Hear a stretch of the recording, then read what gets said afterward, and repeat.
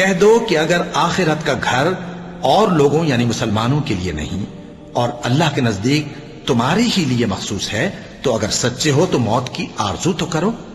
और उन आमाल की वजह से जो इनके हाथ आगे भेज चुके हैं, ये कभी उसकी आरजू नहीं करेंगे और अल्लाह जालिमों से खूब वाकिफ है।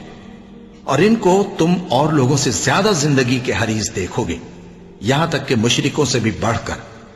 इनमें से हर एक यही ख्वाहिश करता है कि काश वो 1000 बरस जीता रहे, मगर इतनी लंबी उम्र उसको मिल भी जाए तो उसे अजाब से तो नहीं छुड़ा सकती।